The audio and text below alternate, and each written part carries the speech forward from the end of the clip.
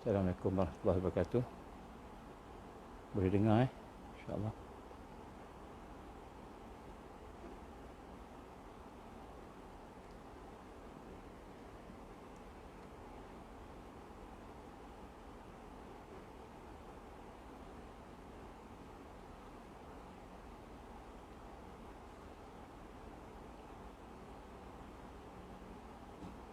InsyaAllah kita mula dengan Ummul Quran.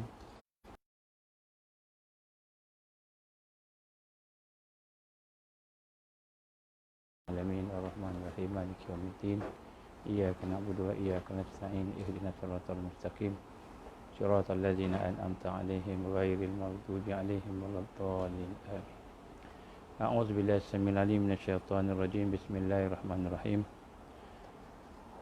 Innal hamdalillah nahmaduhu wa nasta'inuhu wa nastahdihi wa nastaghfiruh wa na'udzu billahi min shururi anfusina wa min sayyiati a'malina. من يهده الله فلا مضل له ومن يضلل فلا هادي له أشهد أن لا إله إلا الله وحده لا شريك له وأشهد أن محمدا عبده ورسوله قال رب اشرح لي صدري ويسر لي أمري واحلل عقدة من لساني يفقهوا قولي رب زدني علما أما بعد. Assalamualaikum warahmatullahi wabarakatuh. Alhamdulillah, pertama-tama kita panjatkan setinggi rasa syukur kepada Allah Subhanahu Wa Taala. Dengan keizinan Allah, dengan kasih sayang Allah, Allah Subhanahu Wa Taala memberikan kekuatan, kesempatan pada kita pada malam ini untuk sama-sama kita menghidupkan suasana ingat memperingati, lengkap melengkapi antara satu sama lain. Suasana untuk kita sama-sama mengenal realiti yang ada, dan kemudian sama-sama kita mempersiapkan diri kita insya-Allah untuk kita mendapatkan Islam, kita melahirkan Islam, menghayati Islam secara sepenuhnya, secara menyeluruh, secara komprehensif. Alhamdulillah, pertama-tama kita memanjatkan juga, menyampaikan, memanjangkan salam kepada Rasulullah sallallahu alaihi wasallam, kepada para ahli keluarga baginda, pada para sahabat. Selawat dan salam kepada mereka semua, termasuklah diri kita, sehingga kepada seluruh mereka yang berjuang, yang berada di atas jalan Rasulullah sallallahu alaihi wasallam. Tuan-tuan, puan-puan hamba Allah Subhanahu Wa Taala, pada malam ini kita akan sambung daripada tajuk apa yang telah kita bincangkan pada minggu lepas, iaitu berkenaan dengan masih lagi tentang solusi bagaimana kita hendak selamat di akhir zaman. Kita telah masuk kepada sunnah Rasulullah SAW yang keempat, dan kita akan membincangkan berkenaan dengan bagaimana, apakah dia misi utama Al-Masih Dajjal. Minggu lepas kita telah, siri yang lepas kita telah pun berbincang berkenaan dengan Al-Masih Dajjal ini, dan kita pun telah menyatakan apakah dia kekuatan yang ada pada Masih Al-Masih Dajjal ini dan apakah kelemahan dia. Dan begitu juga kita telah cuba menjangkau melalui beberapa hadis Rasulullah SAW. Kita telah cuba melihat siapa dia Al-Masih Dajjal ni, dan dia adalah merupakan pemimpin yang akan keluar, yang bukan asing dalam apa ni, kita kata dunia ini, tetapi dia merupakan pemimpin yang akan disanjung, yang diterima oleh semua orang. Dia bukan lagi datang secara mengejut, tapi dia datang secara natural, Dajjal ni. Jadi dia telah pun ada sekarang ni, jumhur pandangan mereka yang mengkaji, dia telah pun ada. Malahan kita pun mendedahkan ciri-ciri yang utama yang ada pada dia, yang berkemungkinan besar dia akan muncul bersama-sama dengan ciri-ciri tersebut, insya-Allah. Kalau ada kesempatan kita akan sambung pada hari ini. Perkara yang pertama sekali yang kita nak ambil, saya akan pecahkan pada kuliah ini pada dua. Yang pertama sekali, apakah misi utama Al-Masih Dajjal? Apa misi utama Dajjal? Dan apakah yang dia nak capai sebenarnya, hakikatnya? Dan kemudian selepas itu, apakah pula sunnah Rasulullah sallallahu alaihi wasallam sebagai solusi, sebagai penyelesaian yang selamat kepada misi Dajjal ini. Untuk kita menghadapi Dajjal ni macam mana, apa solusi dia, apa penyelesaian dia dari kacamata sunnah. Jadi ini bahagian kedua. Bahagian pertama, bahagian kedua. Bahagian pertama kita akan membincangkan tentang misi dia yang paling utama sekali. Sebenarnya dia nak buat apa? Dajjal ni nak buat apa?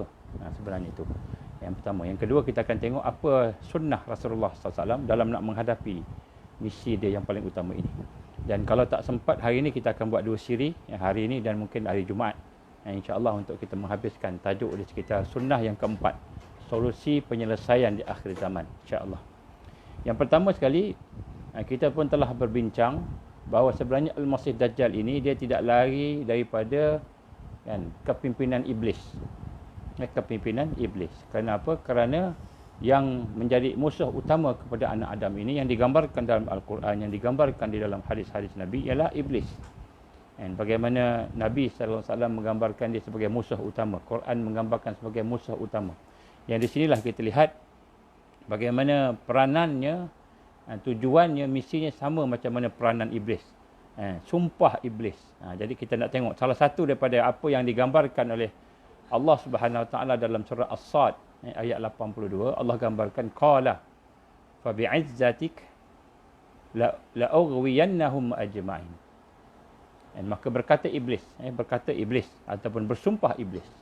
Dia bersumpah fa bi'izzatik, maka demi kekuasaanmu, demi kekuasaanmu, iaitu kekuasaan Allah, maka la ughwiyannahum ajma'in. Aku akan sesatkan semua mereka. Aku akan sesatkan semua mereka. Jadi kita lihat misi utama Al-Masih Dajjal bukanlah sekadar untuk mengganggu orang Islam, orang beriman. Bukan sekadar untuk nak merampas harta mereka, berperang, mereka-reka perkara yang kita katakan sebagai terpengaruh dengan dunia, takut dengan kehilangan dunia, ataupun takut dengan peperangan, takut dengan ancaman dan sebagainya. Tapi misi utama Al-Masih Dajjal itu ialah untuk menyesatkan. La'ughwiyannahum ajma'in. Bagaimana kata iblis, demi kekuasaanmu ya Allah, maka aku akan sesatkan semua mereka ajma'in, seluruhnya, daripada Adam sampailah kepada anak yang akhir sekali yang lahir daripada sulbi ataupun keturunan Nabi Adam AS. Jadi tujuan Dajjal ialah menyesatkan. Ini satu. Jadi apabila tujuan Dajjal menyesatkan, maka segala yang dilakukan tu ke arah situ. Walaupun dia ada banyak machinery, dia ada banyak kaki tangan dia ada banyak dia punya organisasi dia ada banyak agensi dia. Contohnya Freemason, Illuminati, the Elite Group, Trilateral Committee, macam-macam lagi. Skull and Bone, banyak macam lagi. Jadi kita lihat ada banyak dia punya kaki tangan. Dia ada banyak dia punya tentera dia. Tetapi satu aja misi dia ialah untuk menyesatkan manusia. Kenapa? Kerana di akhir daripada kehidupan manusia itu, sebagai tanda berjayanya ni membalas dendam ke atas Adam, ialah dia menyesatkan. Dia nak menunjukkan, dia nak membuktikan kepada Allah Subhanahu Wa Taala bahawa anak Adam ni adalah merupakan suatu yang rosak, yang tidak boleh, tidak berguna dijadikan. Tak payah dijadikan. Adam ni tak payah jadikan. Adam ni tak payah dijadikan. Kenapa? Manusia ni akan rosak. Itu yang dia nak buktikan. Dan kita tahu bahawa segala yang dijadikan oleh Allah itu tentulah ada satu yang kebaikan yang banyak dan besar. Jadi misi utama Al-Masih Dajjal ialah menyesatkan. Jadi kita jangan bayangkan Dajjal ni menakutkan. Sebab Dajjal ni dia tidak akan menakutkan. Dia akan menjadi pemimpin. Dia akan keluar sebagai satu pemimpin kemanusiaan. Dajjal akan keluar sebagai pemimpin kemanusiaan yang disanjung, bukan sekadar orang NGO, orang yang tolong manusia, tolong orang bagi makan, tolong orang dalam kesusahan, bantu. Tetapi dia akan menjadi pemimpin kemanusiaan yang disanjung. Kemudian dia akan menjadi imam, jadi pemimpin agama yang dipercayai, yang disekahi. Dia akan menjadi pemimpin agama yang orang percaya. Dia akan menjadi bukan saja pemimpin agama. Nanti kita bincang sekejap lagi. Dan kemudian pada masa sama juga dia akan menjadi raja.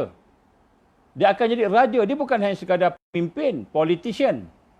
Dia akan jadi sebagai seorang politician yang bersih, politician yang tak ada skandal. Pada masa yang sama, dia juga akan menjadi seorang raja yang memimpin.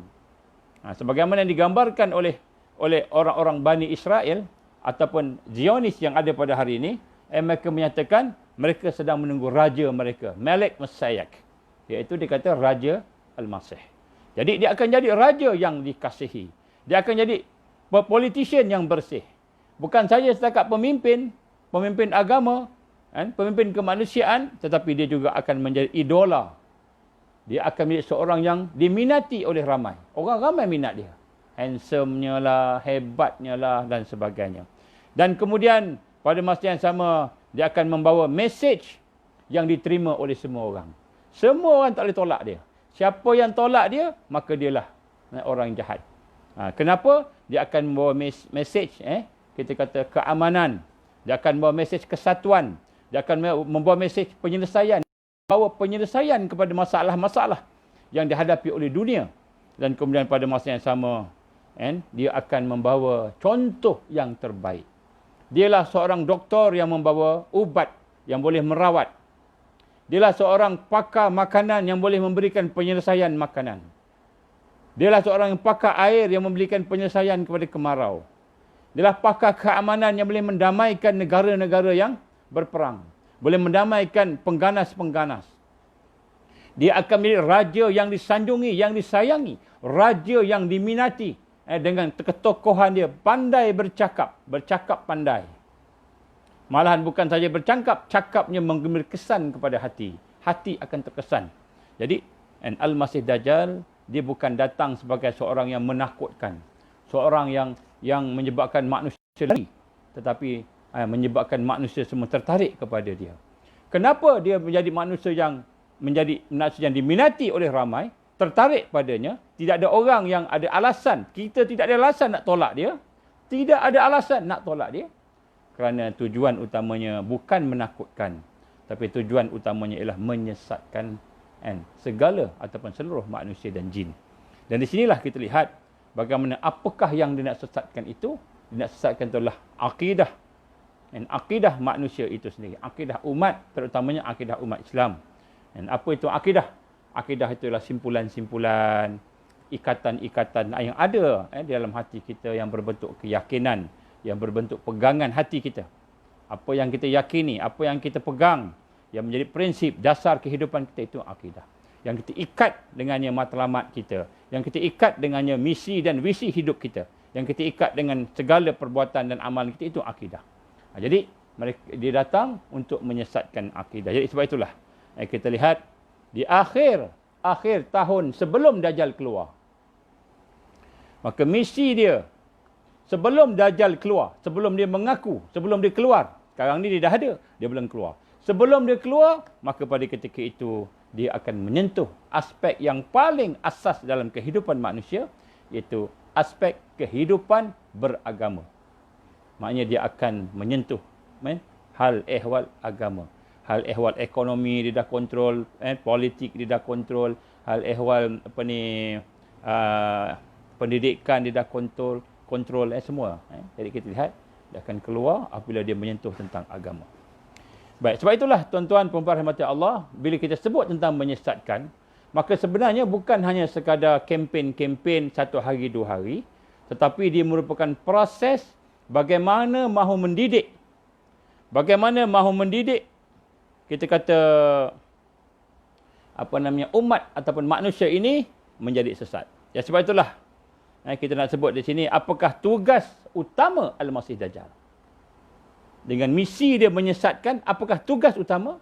Tugas utamanya ialah tarbiyah. Tugas utama Dajjal ialah mendidik. Dan pendidikan Al-Masih Dajjal itu ialah untuk mendidik manusia supaya sesat daripada jalan yang lurus. Dia bukan hanya sekadar dakwah ataupun da'yah, hanya sekadar menyeru, tetapi dia mendidik sehingga membentuk pemikiran, membentuk hati, membentuk ibadah dan akhlak manusia menjadi sesat daripada jalan yang benar.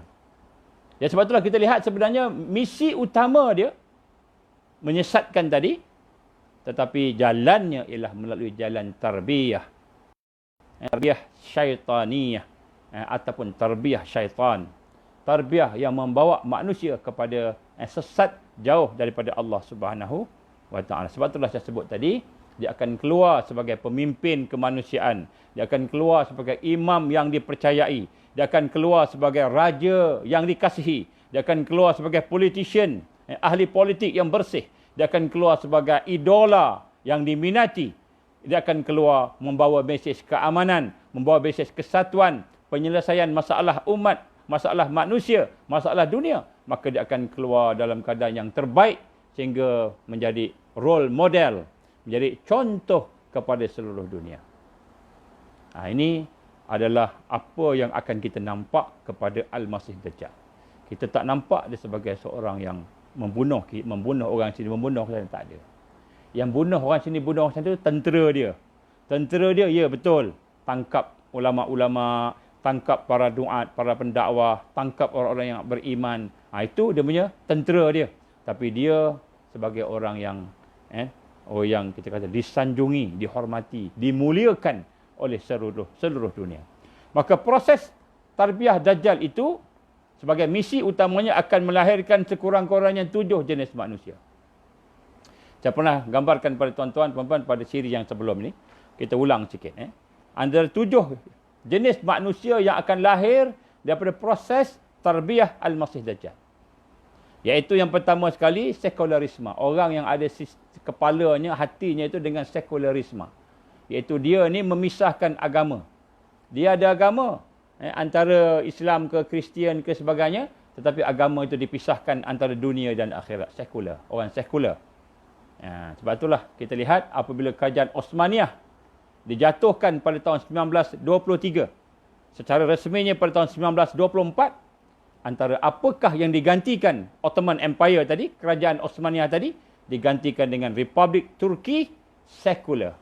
Republik Turki yang dasarnya itu sekular. Maknanya sekular ni apa? Kalau bahagian Islam ni, bahagian agama ni, hanya dalam masjid aja.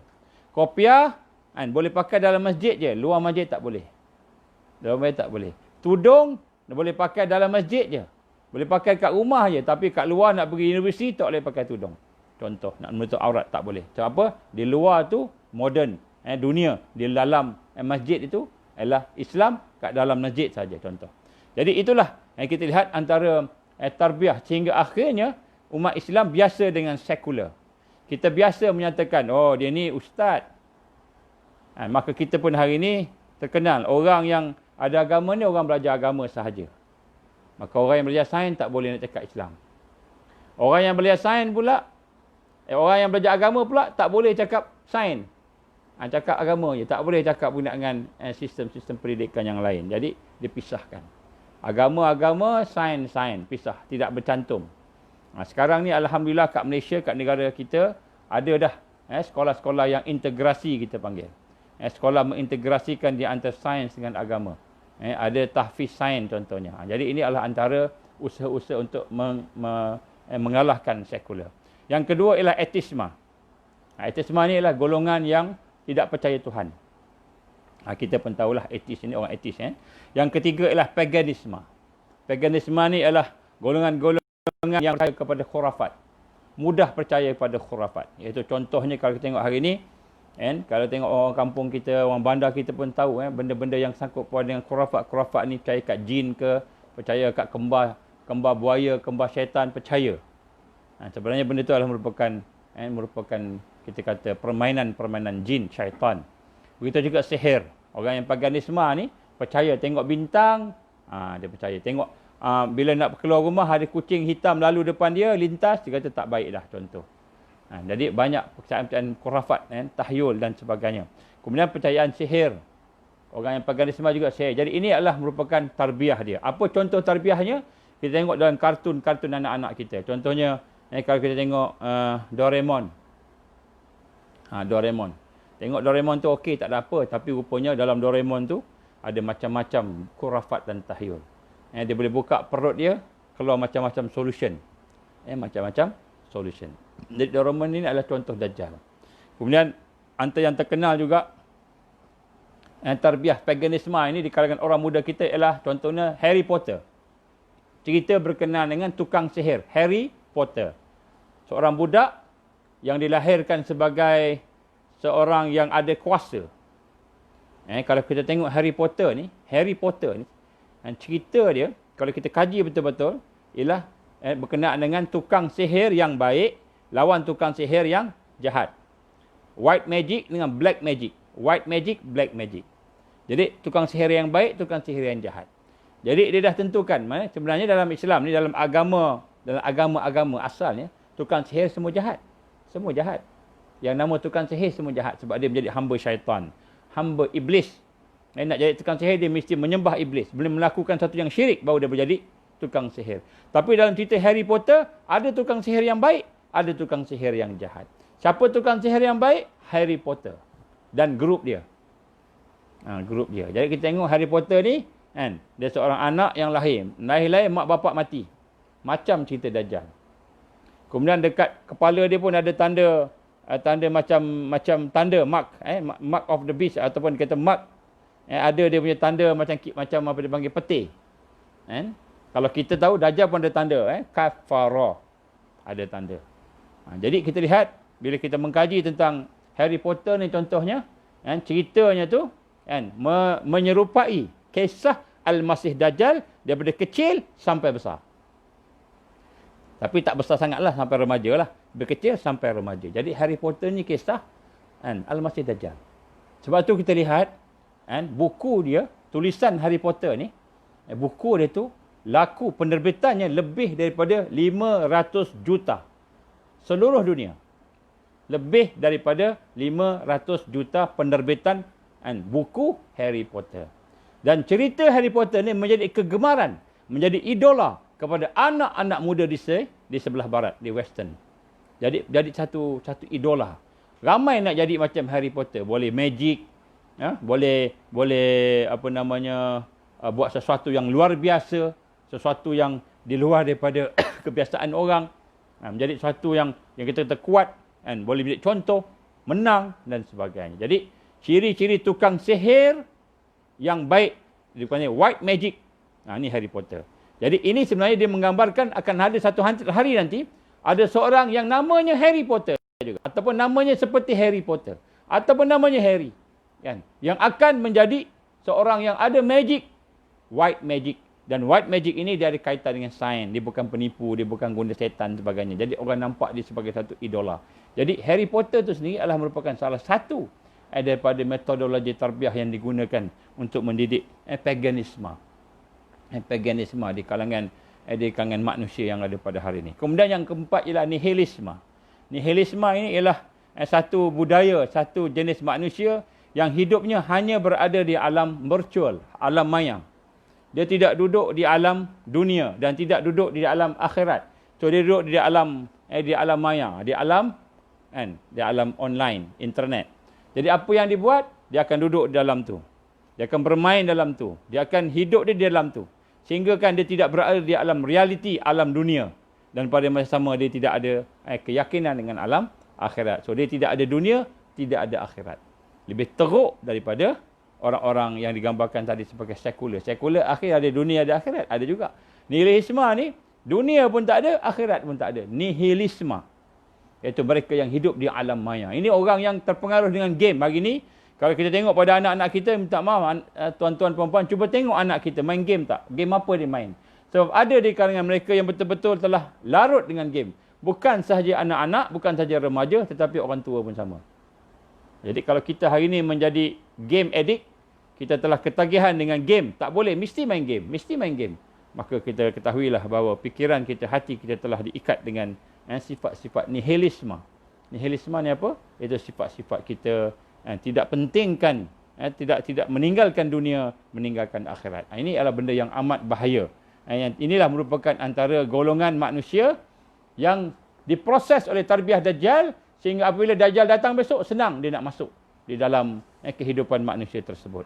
Yang kelima ialah liberalisme. Liberal. Kita pun tahu, sebut liberal ni maknanya bebas. Bebas. Tanpa ikatan Quran dan hadis. Tanpa ikatan syariat.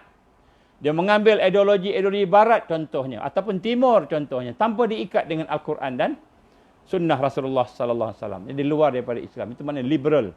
Jadi ini juga adalah antara tarbiyah yang dilahirkan oleh sistem Al-Masih Dajjal. Dan kemudian itu begitu juga disebut pluralisme. Iaitu apabila seseorang itu telah menyatakan, menggambarkan bahawa agama-agama ini sama sahaja. Semua agama sama. Semua agama ni sumbernya satu, dia kata Tuhan. Sumbernya satu, Tuhan. Tetapi ada banyak versi. Ada versi Islam, ada versi Kristian, ada versi Buddha. Jadi agama ni sebenarnya sama. Nak masuk mana-mana pun tak apa. Ini adalah pluralisme. Dan ini adalah antara, kita kata perkara yang akan saya sentuh sekejap lagi, yang menjadikan ramai orang Islam sesat dan murtad. Pluralisme boleh membawa kepada sesat dan murtad orang Islam tanpa sedar. Dan yang terakhir nak sebut sini, antara apa yang saya sentuh pada malam ini, iaitu golongan-golongan mereka yang telah ditarbiyah oleh Al-Masih Dajjal, ialah golongan hipokritisme ataupun munafik. Golongan-golongan yang munafik. Apa munafik ni? Munafik ni ialah kat luarnya nampak Islam. Pakaiannya, janggutnya, cakapnya nampak Islam. Tetapi pemikirannya, hatinya kafir. Pemikirannya, hatinya kafir. Jadi inilah yang digambarkan Rasulullah sallallahu alaihi wasallam, di mana umat Islam akan terpecah dua. Yang pertama, orang mukmin, tidak ada sedikit pun munafik ataupun sifat nifak. Yang kedua, orang-orang yang munafik Islam tapi munafik, yang tidak ada sedikit pun iman di dalam hati dia. Jadi tarbiyah Al-Masih Dajjal di akhir sekali akan melahirkan orang-orang yang bersifat hipokrit, iaitu munafik yang ekstrim. Yang ekstrim maknanya sampai peringkat dia bukan saja munafik pada diri dia, dia akan sampai peringkat melawan dan menentang umat Islam yang mukmin tadi. Ya, sebab itulah di sini kita lihat daripada apa yang digambarkan tadi, maka misi utama Dajjal ialah untuk menyesatkan manusia, menyesatkan umat. Maka apabila menyesatkannya, maka perancangan yang paling penting, perancangan yang paling utama dalam bahagian untuk menyesatkan ini oleh iblis, oleh Dajjal ini, ialah perancangan mereka untuk menguasai jiwa manusia, iaitu agama iman tadi, sehingga akhirnya selepas menguasai agama, mereka akan memaksa menjadi kepimpinan yang memaksa secara total. Dipanggil totalitarian. Maknanya sebelum Dajjal menjadikan dunia ini hamba dia, sepenuhnya hamba dia, maka dia akan pastikan agama dunia adalah agama Al-Masih Dajjal. Jadi maknanya, penubuhan one world religion, agama dunia yang satu, dipanggil unity religion, maka penubuhan itu setelah tertubuhnya the unity of religion, maka selepas tertubuhnya itu, maka Dajjal akan keluar dalam masa yang terlalu dekat, kerana dia akan memimpin kesatuan agama-agama seluruh dunia. Dan apabila dia telah memimpin kesatuan agama-agama seluruh dunia atas nama peace and keamanan, dan atas nama kasih sayang, love, and unity tadi, love, maka ketika itulah dia akan keluar. Dan selepas dia memimpin and love dan peace tadi, maka lepas itu barulah dia akan melaksanakan perancangan dia yang terakhir, iaitu kepimpinan dictatorship yang mutlak, iaitu totalitarian, iaitu memimpin manusia secara mutlak. Siapa yang bersama dia, maka dipanggil sebagai sekutu dia, kawan dia. Siapa yang tidak bersama dia, maka dipanggil sebagai musuh. Dipanggil sebagai musuh. Jadi inilah kita lihat, apabila dia keluar dalam keadaan begitu, maka pada masa itu bermakna umat Islam, umat yang beriman tadi, orang yang beriman tadi akan berada dalam keadaan kesusahan. Maka apakah yang dirancang kita sebut tadi? Sekarang ini tuan-tuan, puan-puan rahmati Allah Subhanahu Wa Taala, kalau kita melihat kepada status terkini berkenaan dengan gabungan agama-agama seluruh dunia ini, maka mereka pun telah pun bermula pemimpin agama seluruh dunia mengikut region. Region masing-masing. Contohnya kalau kita Asia Tenggara, Asia Pasifik contohnya, ataupun region Eropah, ataupun region Middle East dan sebagainya, maka kita tengok telah ada wakil-wakil agama daripada seluruh dunia telah menandatangani satu perjanjian, dan perjanjian itu dipanggil sebagai the Unity of Religion Agreement. And the Unity of Religion Agreement maknanya perjanjian kesatuan agama-agama. Perjanjian kesatuan ataupun penyatuan agama-agama. The Unity of Religion and Agreement. Dan apakah makna the Unity of Religion Agreement ini? Maknanya ialah, dikata sini, pun disebut dalam pengumuman, dikata apa? Groundbreaking promise of religion to unite unconditionally and without discrimination to achieve true peace. Apakah maksud the Unity of Religion Agreement ini? Ialah dikata groundbreaking promise. Asas-asas janji yang membuka, yang terbuka di antara agama-agama untuk bersatu unconditionally, maknanya tanpa ada sekatan, tanpa ada batasan.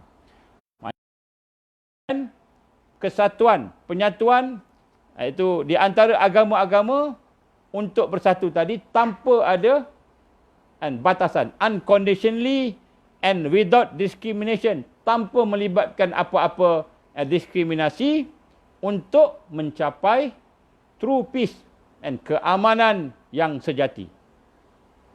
Jadi apa yang digambarkan di sini, perjanjian ini telah pun ditandatangani oleh pimpinan-pimpinan agama, wakil-wakil agama daripada region-region yang ada. Contohnya saya sebut tadi Asia Tenggara, Asia Pasifik, peringkat Eropah, peringkat Amerika, peringkat kita kata Afrika dan sebagainya.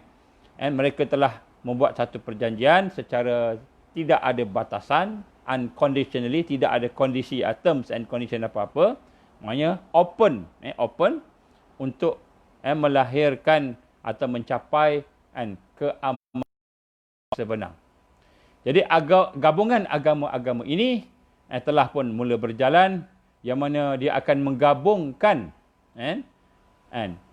convergence of New Age mysticism, pantheism, atheism, menggabungkan antara agama-agama yang berkaitan dengan mistik, berkaitan dengan pagan, berkaitan dengan atheist, agama orang yang tak ada agama, berkaitan dengan orang-orang agama yang menyembah alam sekitar, komunisme, sosialisme, agama-agama yang komunis ataupun sosialis, agama Luciferian yang menyembah iblis, agama-agama yang murtad keluar daripada Kristian, agama-agama Kristian, Islam. Jadi semua agama, maknanya agama orang yang percaya agama yang bersifat Tuhan banyak, dengan orang yang percaya agama yang bersifat Tuhannya satu, esa, dengan agama yang tak percaya Tuhan.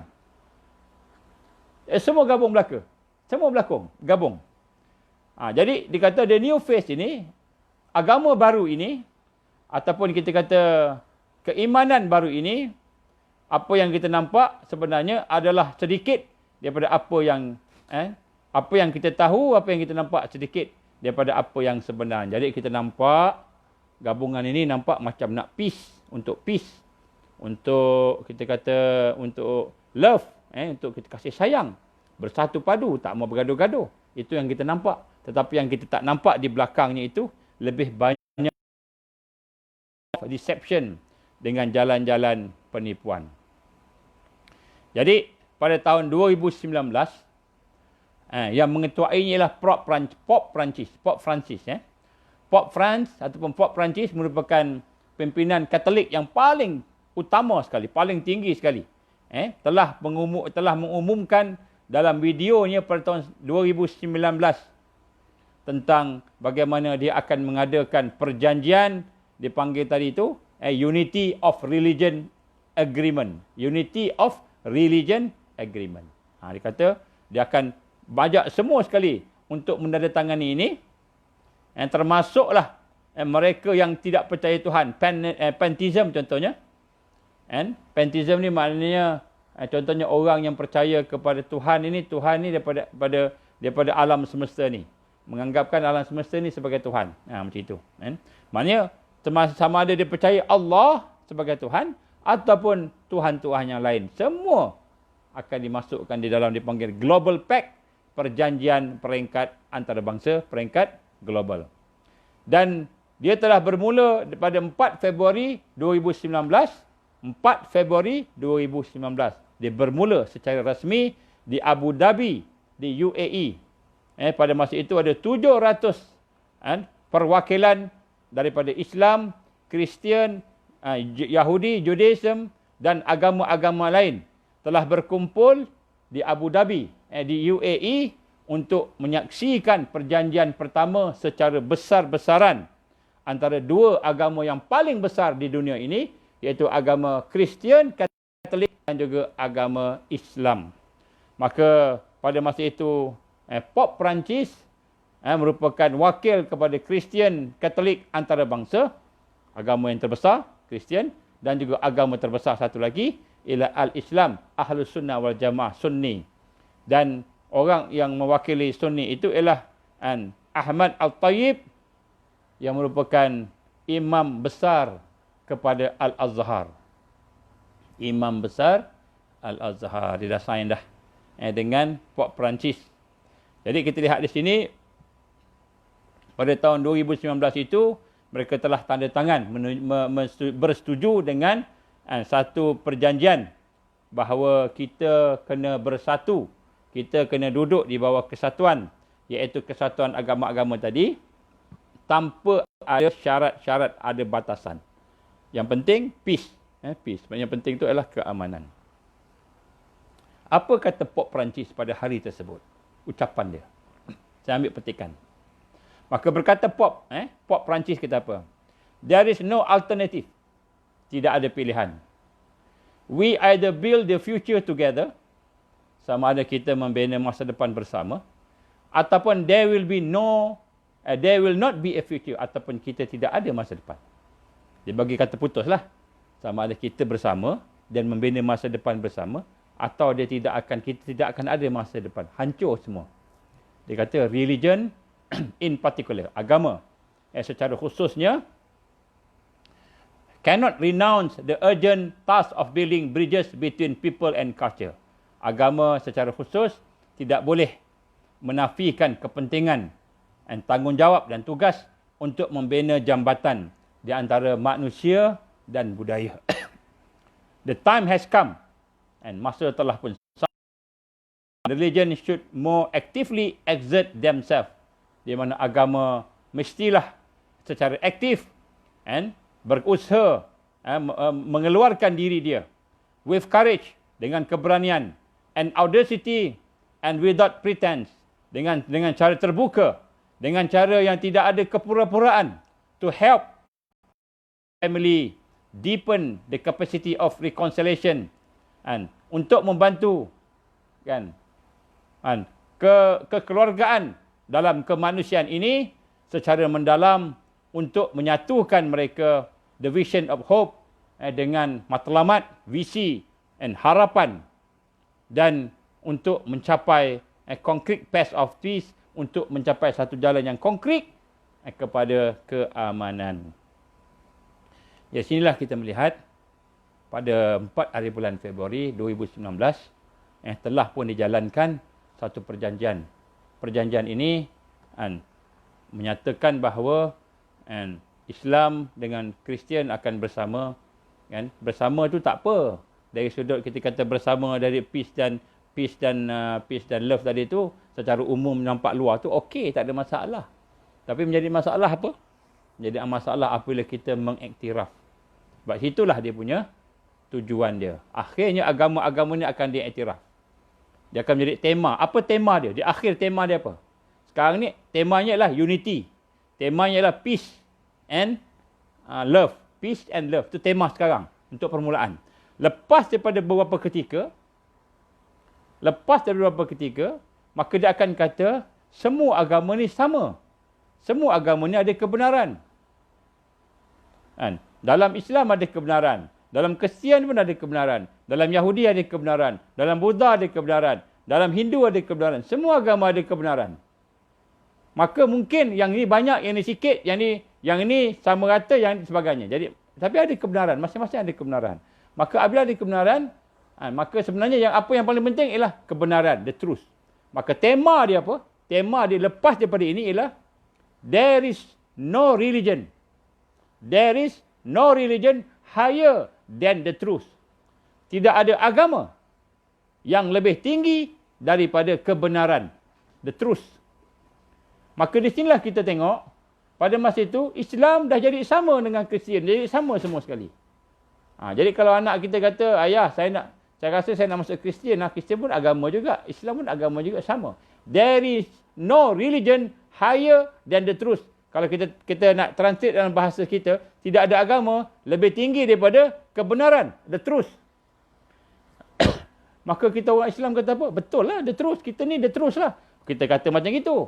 Tetapi orang Hindu pun cakap, kami the truth. Kami the truth, kami pun kebenaran juga. Maka pada ketika itulah akan berlaku satu perkara disebut pluralisme, iaitu mana masyarakat mukmin, masyarakat Islam dipaksa menerima kebenaran yang ada pada agama lain. Kebenaran yang ada pada agama lain. Contoh, kalau kita kata bila sampai satu waktu, contohnya berlaku COVID-19. Maka pihak sekolah pun panggil untuk kita nak berdoa. Buat sembahyang hajat, buat doa. Maka pada ketika itulah gabungan agama-agama ini akan duduk kat depan. Kemudian yang imam dia akan baca Bismillahirrahmanirrahim, Alhamdulillahirrabbilalamin. Baca doa. Minta supaya Allah Subhanahu Wa Taala menarik balak bencana. Menghabiskan bencana COVID-19 ni contoh. Maka semua orang amin. Kemudian selepas tu pula orang Kristian pula, padri pula kata, oh God, oh Jesus, please help us. Maka dia pun doa untuk Tuhan dia, God, Jesus dan sebagainya. Maka yang lain pun semua amin. Lepas tu orang Hindu pula, wahai Krama, Krishna, wahai Tuhan-Tuhan yang ada. Tuhan dia ada banyak. Tuhan gajah lah, Tuhan apalah. Jadi orang Islam pun amin. Maka apa berlaku pada ketika itu? Tuan-tuan dan puan-puan rahmati Allah. Maka ketika itu tercabutlah iman. Keluarlah Islam bagi mereka yang Islam. Kenapa? Kerana pada masa itu bila dia berdoa untuk Tuhan yang lain. Berdoa untuk Tuhan yang lain. Bila dia kata Tuhan ni, bila kita ni berdoa pada Allah, mentauhidkan Allah. Tiba-tiba hari tersebut kita doa atas nama Jesus pula. Maka kita mengiktiraf Jesus sebagai Tuhan. Kita mengiktiraf Rama, Krishna, Hindu sebagai Tuhan. Kita mengiktiraf Tuhan-Tuhan yang lain. Maka wa'iyazbillah min zalik. Maka keluar Islam. Murtadlah orang-orang yang mengakui Tuhan-Tuhan lain sebagai kuasa yang boleh memakbulkan doa. Ini bahayanya.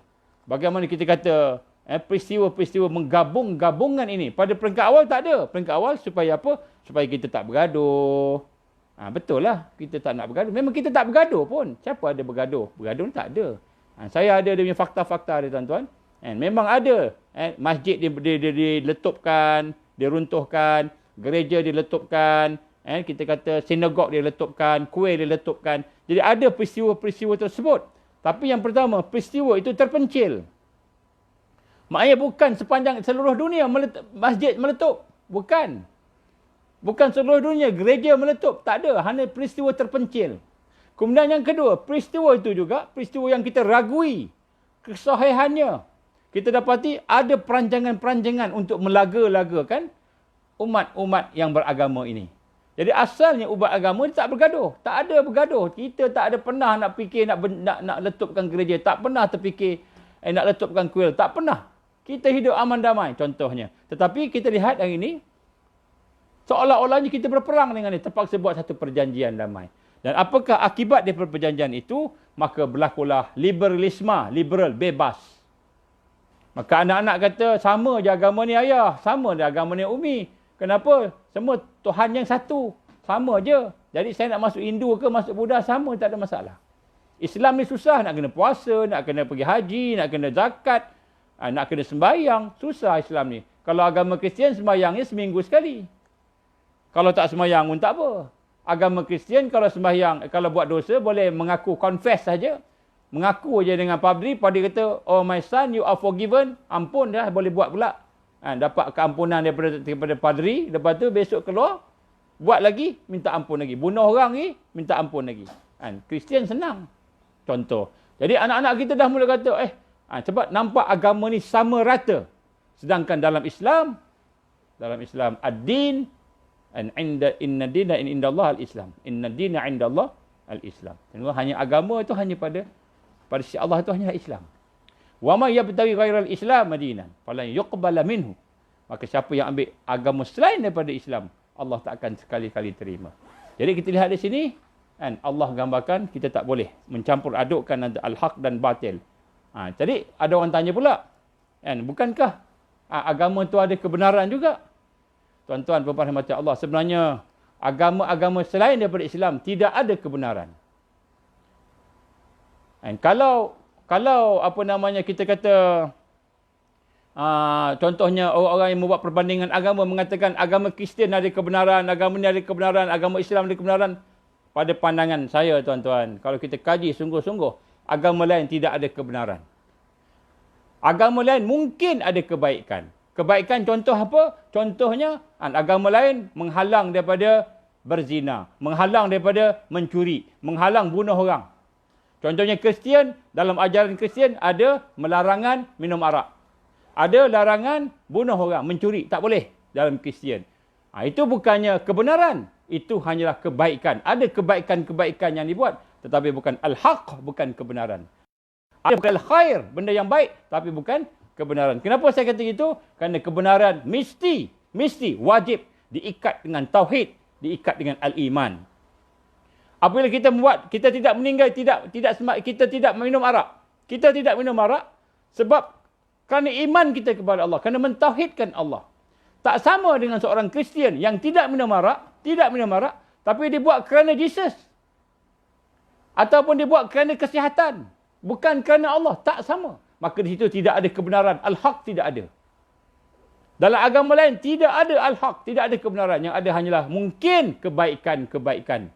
Kenapa kita kata sebut kebaikan? Kerana ajaran dia suka tolong orang, suruh jangan mencuri, suruh sembahyang, contohnya. Ya, kebaikan lah, baik, benda yang baik. Benda yang baik. Tetapi bukan al-haq. Al-haq ialah min rabbik, sesuatu yang datang daripada Tuhan. Dan daripada Allah ini, hanya satu saja. Bermula dengan kalimah la ilaha illallah. Bermula dengan kalimah tidak ada ilah, tidak ada Tuhan melainkan Allah. Maksudnya kita mentauhidkan Allah. Apabila satu amal tidak mentauhidkan Allah, maka amal itu bukan al-haq, amal itu batil. Amal itu batil, amal itu sesat. Maka tidak boleh kita kata agama lain ada kebenaran, tak boleh. Walaupun ada kebaikan pada agama tersebut. Kebaikan tidak berasaskan mentauhidkan Allah, tidak berasaskan akidah yang benar. Maka kebaikan itu tidak diterima oleh Allah Subhanahu wa taala. Ini tidaklah bermaksud kita nak memaksa orang lain supaya ikut kita. Kita tak boleh paksa. Dalam Islam sebut, la ikraha fid din. Tidak boleh memaksa dalam agama. Memang kita tak akan paksa dan kita tak pernah paksa pun. Tetapi soal mereka mengagung-agungkan, kita kata setiap agama ada kebenaran itu, maka setiap agama itu sama. Contohnya dalam Islam ada sains. Dalam Buddha pun ada sains contohnya. Jadi kita kata, sama agama ada sains. Ini dipanggil interface dialog. Interface dialog. Jadi interface dialog ini adalah jarum-jarum. Jarum-jarum kepada kesatuan agama-agama. Yang benar bukan interface dialog. Tetapi yang benar mencari kebenaran. Bagaimana contoh yang dilakukan oleh Zakir Naik. Bagaimana dia buktikan, Islam begini, Kristian begini, Hindu begini. Jadi yang ini benar. Yang ni dua ni adalah corrupted version of kebenaran. Bukan kebenaran. Mungkin kebaikan. Tapi it's not the truth. Bukan kebenaran. Tetapi apa yang akan dibawa oleh tarbiyah Al-Masih Dajjal tadi, tarbiyah Al-Masih Dajjal, maka dia akan menggabungkan agama-agama. Dia akan menggabungkan agama-agama sehingga akhirnya dia kata apa? Tema sekarang ni, love and peace. Ataupun peace and love. Tema sekarang. Bersatu, marilah kita bersatu agama-agama atas dasar and peace, rasa keamanan supaya tak bergaduh. Dan juga atas dasar love, berkasih sayang, supaya kita boleh bersatu, hidup harmoni. Itu tema nombor 1. Kemudian apabila telah mula bergabung memberi kekuatan, maka tema dia akan jadi there is no religion. There is no religion higher than the truth. Tidak akan ada satu agama yang lebih tinggi daripada kebenaran al-haq.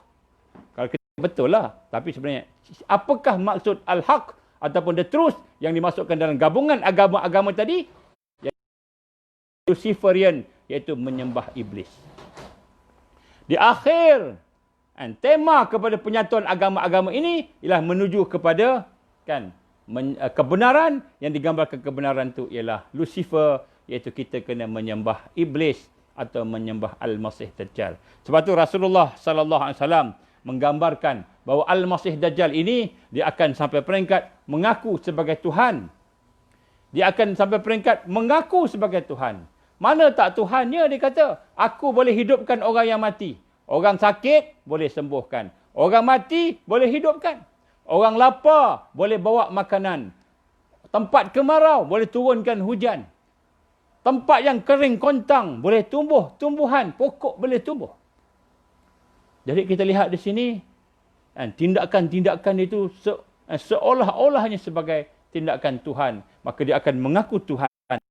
Ketika itulah tema yang kedua dalam gabungan agama-agama ini, dia akan kata apa? There is no religion. Tidak ada agama higher, tinggi daripada the truth, daripada kebenaran. Siapa kebenaran? Dialah kebenarannya, iaitu menyembah iblis atau menyembah Al-Masih Dajjal. Maka agama yang ada dalam gabungan itu, pada masa itu, mesti patuh. Sami'na wa ata'na. Kami dengar, kami taat kepada the truth. The truth itu adalah Al-Masih Dajjal. Inilah misi utama Al-Masih Dajjal. Menyesatkan manusia dengan cara yang paling halus. Maka pada ketika itu, orang Islam akan mempertahankan gabungan agama-agama.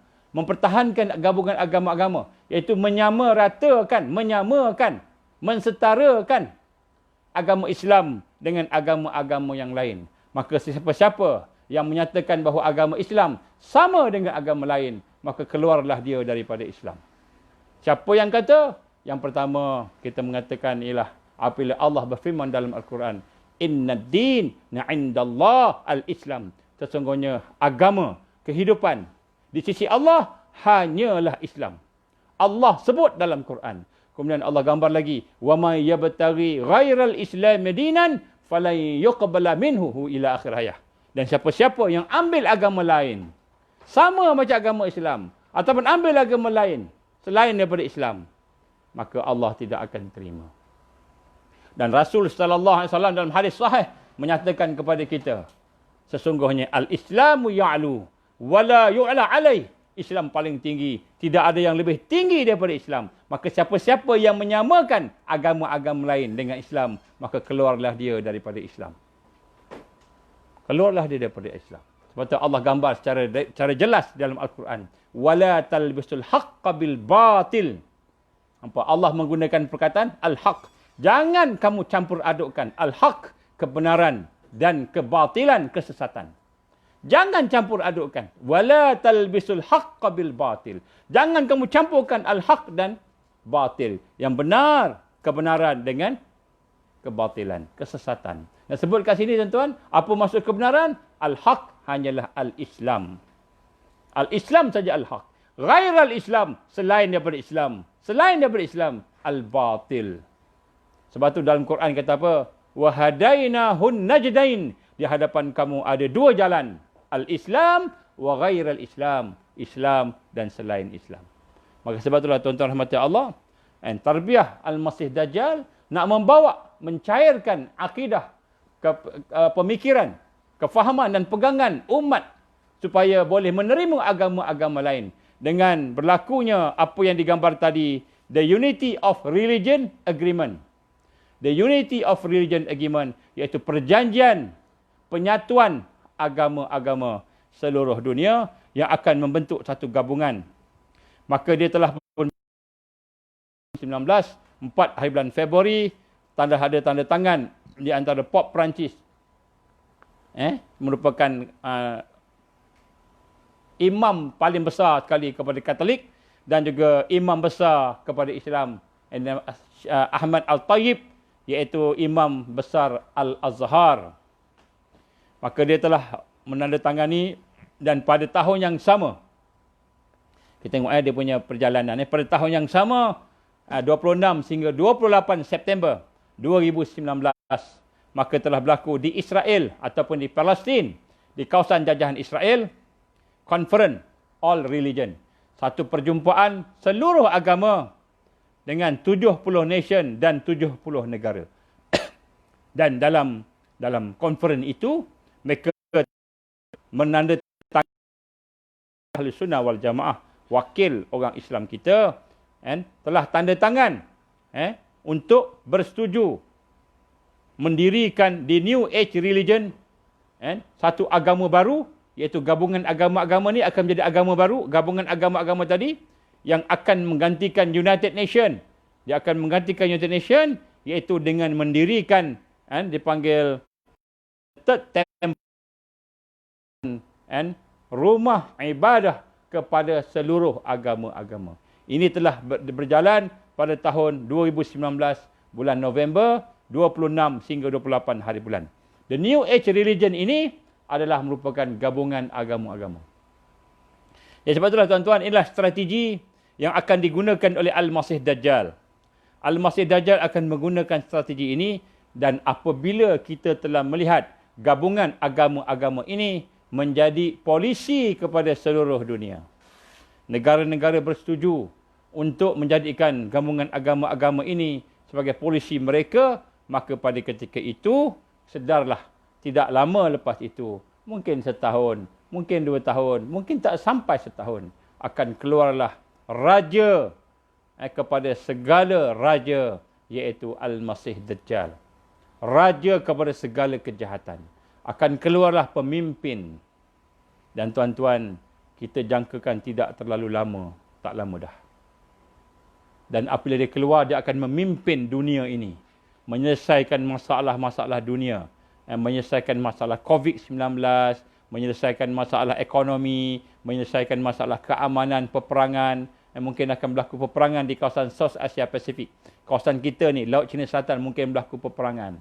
Dia akan datang menyelesaikan masalah peperangan, dia akan menyelesaikan masalah makanan, dia akan menyelesaikan masalah air, dia akan menyelesaikan masalah ubat-ubatan, COVID, virus dan sebagainya. Dia akan menyelesaikan masalah kemanusiaan dan segala masalah-masalah yang dihadapi dunia, termasuklah masalah green, apa nama green ni? Masalah apa namanya ni, alam sekitar. Masalah alam sekitar.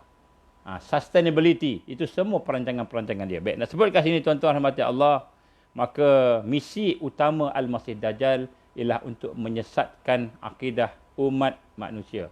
Sebab itulah tuan-tuan rahmati Allah, apakah sunnah yang menjadi solusi yang boleh menyelamatkan kita, yang boleh menyelamatkan kita daripada tarbiyah yang dilakukan oleh Al-Masih Dajjal dan tenteranya ini, ialah kita kena kembali semula kepada madrasah tarbiyah Rasulullah sallallahu alaihi wasallam.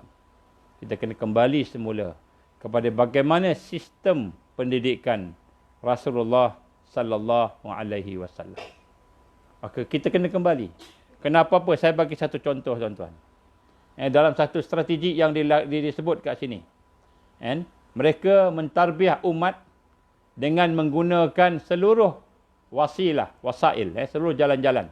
Antaranya yang mereka gunakan ialah menggunakan internet. Antara contoh internet. Dan sekarang ini contohnya kita tidak perlu keluar daripada rumah. Dekat rumah pun, dekat dalam bilik pun, orang masuk ni dalam tandas pun boleh tengok. Dalam tandas pun boleh tengok. Maka kita akan dapat akses dengan handphone kita, dengan komputer kita. Segala-galanya kita boleh akses melalui internet. Sama ada perkara yang baik ataupun perkara yang tidak baik. Perkara-perkara yang berlaku di TV telah pun mula shutdown. TV dah mula shutdown. Dia akan pergi kepada internet. Advanced Internet Broadcasting. Ini strategi dia. Advanced Internet Broadcasting. Maka TV akan habis. Tak lama lagi TV orang tak tengok dah. Video-video semua ada. Akan transfer ke dalam internet. Jadi, internet akan menjadi salah satu jalan yang terakhir untuk dia menyebarkan tarbiyah dia. Sebab apa saya kata tarbiyah? Kerana tujuan tarbiyah ialah untuk menyentuh hati. Ala fil jasadi mudghah. Iza saluhat jasadu kulluh. Wa iza fasadat fasadal jasadu kulluh. Ala wahyal qalbun. Atau kama Rasulullah sallallahu alaihi wasallam. Sesungguhnya pada tubuh badan manusia ada seketul daging yang kalau baik, baik semua. Kalau rosak, rosak semua. Itulah hati. Maka disebutkan sini, Allah gambarkan dalam Quran, innallaha la yughayyiru ma biqaumin hatta yughayyiru ma bi anfusihim. Dalam hadis kata apa? Kalau baik, baik semua. Kalau rosak, rosak semua. Itulah hati. Kalau dalam Quran kata apa? Sesungguhnya Allah tidak akan mengubah keadaan diri seseorang itu sehinggalah dia mengubah apa yang ada di dalam hati dia. Baik. Jadi, kita tengok internet, TV contohnya, media. Media yang ada sekarang ini, dia bukan hanya menyampaikan maklumat yang bersifat conscious mind, bersifat otak sedar. Tetapi dia menyampaikan yang lebih banyak ialah subconscious mind. Sesuatu yang bersifat minda bawah sedar. Seperti yang ada di dalam hati kita, dalam pegangan kita. Dan sebab itulah, kita qiyamul lail, kita puasa, kita baca Quran, kita solat, kita dengar ceramah, kita berzikir, banyak kita buat tu. Banyak-banyak kita buat, kesan dia tu memerlukan banyak lama masanya, sama dengan mungkin 5 minit, 10 minit, 1 jam, tontonan dalam internet. Kenapa? Kerana bila kita menonton internet, dia akan pergi ke conscious mind kita, otak sedar kita, dan otak minda di bawah sedar. Minda di bawah sedar inilah yang membentuk pegangan, perasaan kita, rasa hati kita, apa yang ada dalam iman kita, pegangan kita. Jadi sebab itulah dakwah dia bukan hanya sekadar dakwah ataupun da'iyah tadi, tetapi dia membentuk mentarbiah. Jadi sebab itulah tuan-tuan rahmat Allah, suasana yang dibentuk bukan hanya melalui internet yang boleh masuk ke dalam hati kita, tetapi juga dia boleh menguasai suasana luar yang ada, suasana kharijiyah yang ada di luar.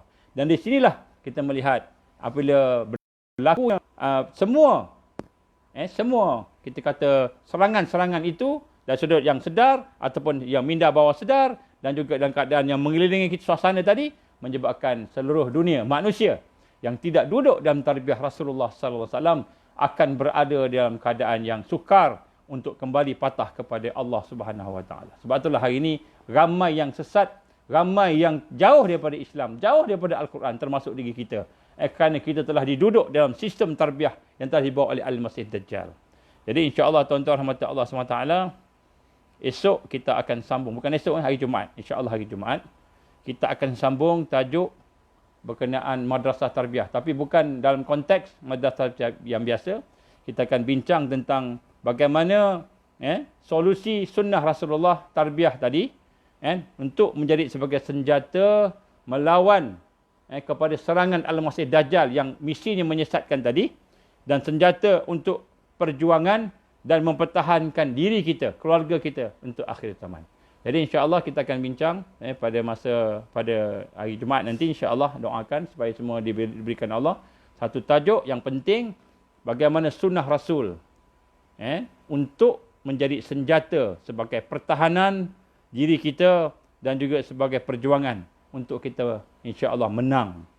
Kalau sunnah yang nombor 3 yang sebelum ini, minggu lepas, kita berbincang tentang bagaimana mencintai Allah. Sunnah mencintai Allah, itu sunnah dakwah. Dakwah yang maknanya apa? Kita mengajak manusia mengenali Allah, berhubung dengan Allah, mencintai Allah, menuju kepada Allah. Itu ad-dakwah. Maka sunnah ad-dakwah ini membina kesayangan, cinta. Kemuncak kepada dakwah, cinta kepada Allah. Kemuncak kepada dakwah, kita cinta pada Allah. Kita kenal Allah, kita sayang Allah. Itu kemuncak pada dakwah, cinta. Al-hub ilallah.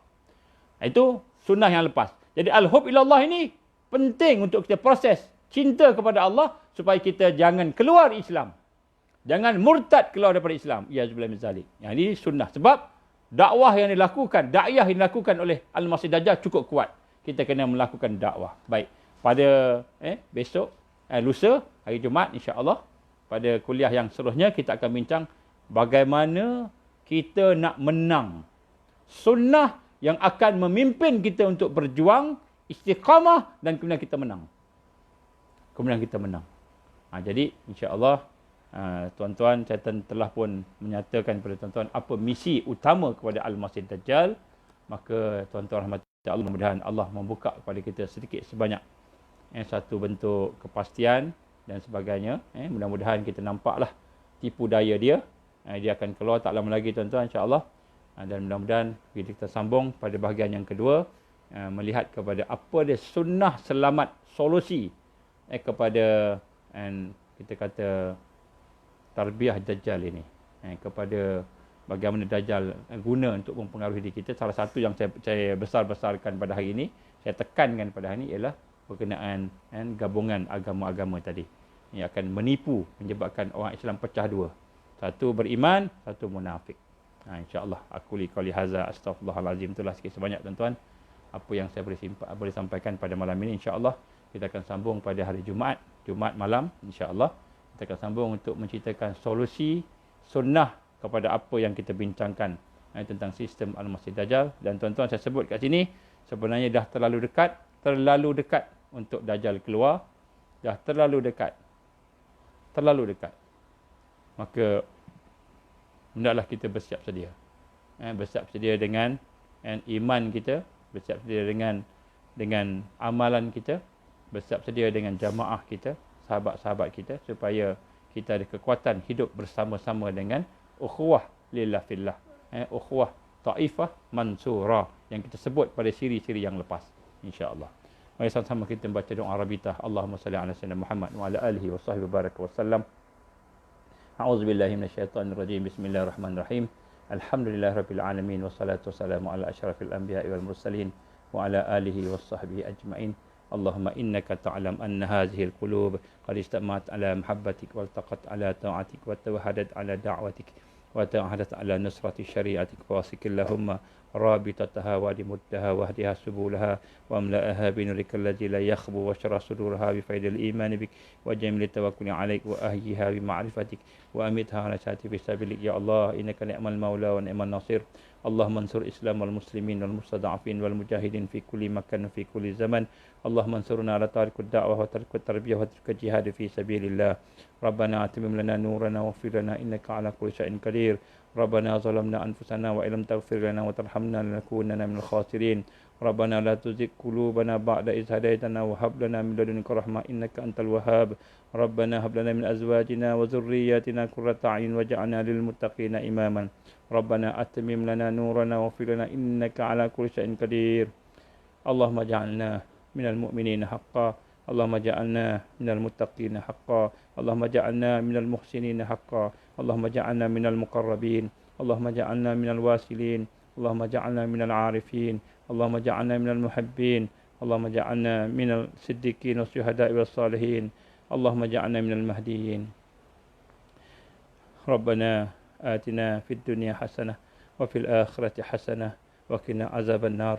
ربنا تقبل دعاءنا إنك أنت السميع العليم وتب علينا يا الله إنك أنت التواب الرحيم. وصلى الله على سيدنا محمد وعلى آله وصحبه وبارك وسلم. سبحان ربك رب العزة عما يصفون والسلام على المرسلين والحمد لله رب العالمين. سبحانك اللهم وبحمدك أشهد أن لا إله إلا أنت أستغفرك وأتوب إليك. بسم الله الرحمن الرحيم. والعصر إن الإنسان لفي خسر إلا الذين آمنوا وعملوا الصالحات وتواصوا بالحق وتواصوا بالصبر. InsyaAllah kita akan jumpa hari Jumaat nanti, lusa insyaAllah. Dan minta tolong viralkan pada kawan-kawan kita. Mudah-mudahan semua akan dapat ganjaran lah daripada apa yang kita lakukan insyaAllah. Wabillahi taufiq wal hidayah. Assalamualaikum warahmatullahi wabarakatuh.